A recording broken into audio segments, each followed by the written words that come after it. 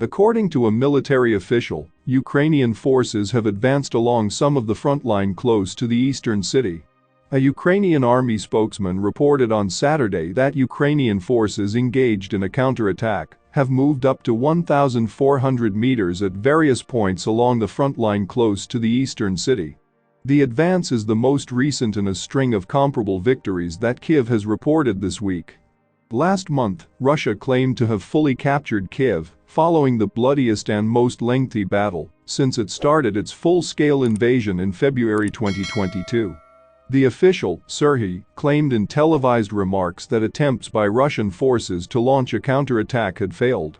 He continued by saying that Ukrainian forces had destroyed military equipment and severely wounded numerous Russian troops.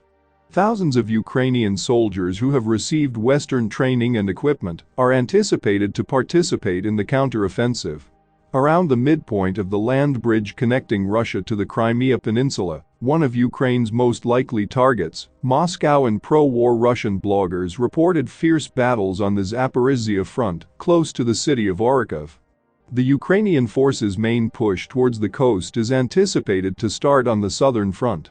The UK Ministry of Defence provided a surveillance update on the situation in Ukraine, reporting that fierce fighting is still going on in various frontal areas.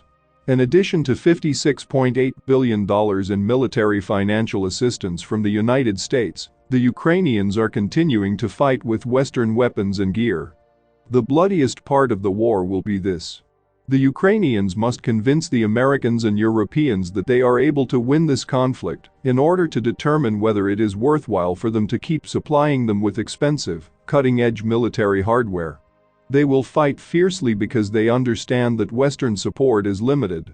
The Russians will also put up a valiant fight, particularly for Crimea, which the Russian government and the majority of Russian citizens consider to be Russian territory following the collapse of the Soviet Union and unintentionally falling under Ukraine's control.